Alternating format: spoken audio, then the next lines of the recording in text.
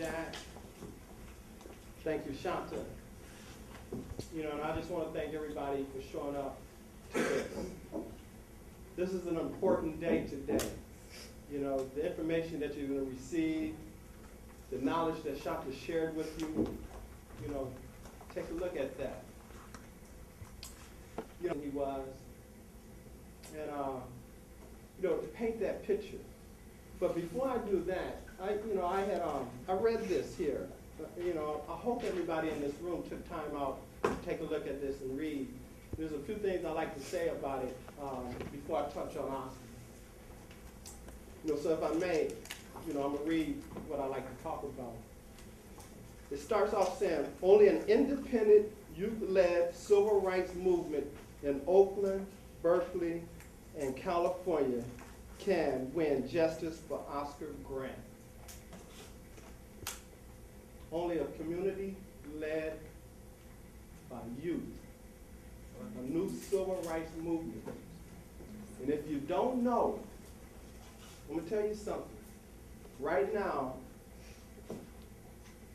we're at the beginning of history being made. This incident that happened right here in Oakland is being talked about all around the world.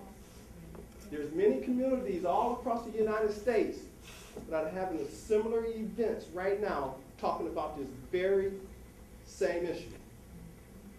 And one of the biggest things that's coming up, and Shanta alluded to it very well, is how do a prosecuting attorney put a man in jail that he's been sleeping with for the past 15 years?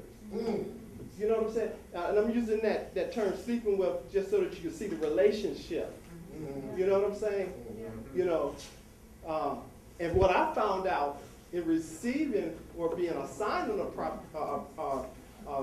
prosecuting attorney is that like getting a public defender. We get what they got. Now whether he's good or not, that's just the luck of the draw. And like Jack said, Raines is an extremely good attorney. He knows his job, he's real theoretical, and he knows how to present a case. So what chance do we have as a family to receive justice?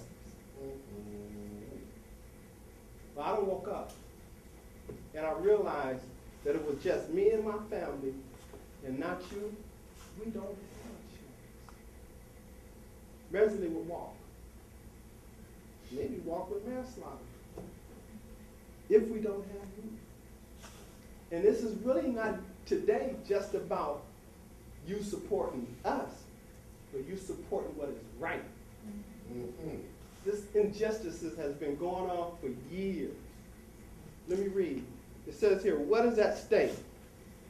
The only way to stop future police members, future police murders is to organize to make sure Johannes Meserly is convicted for murder and that the other BARC officers are convicted for their role in Grant's killing, my nephew. Most immediately, we must make sure that Meserly May 18th pretrial hearing does not result in his murder charge being lowered or dropped. May 18th is going to be a very important day. And I'm praying that the community rise up, come out, and let the justice system, the people around the world see that we're taking a very close look at what's getting ready to happen.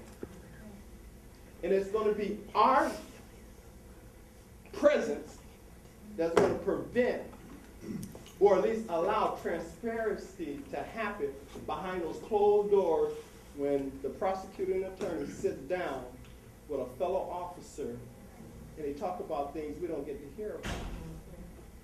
That happens. And it's going to happen. But we have a chance to open them doors up because not just my family eyes are looking, but the community eyes are looking. And then, only then, well, I'm sure they'll take a look at, we got to do this thing right. because there's a few people out there that are watching us. We must organize to win a murder conviction. In the past 15 years, great information. In the past 15 years, although more than 5,000 people have been killed by the police, only 6 cases resulted in police being charged with murder.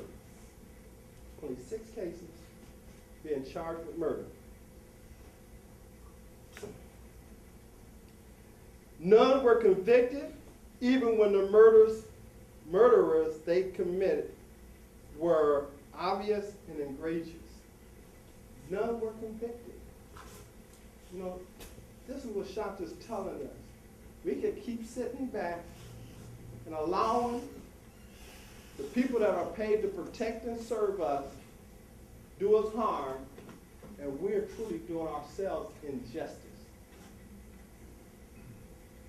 If we expect as a people in this community to be respected with a voice, we're going to have to speak together.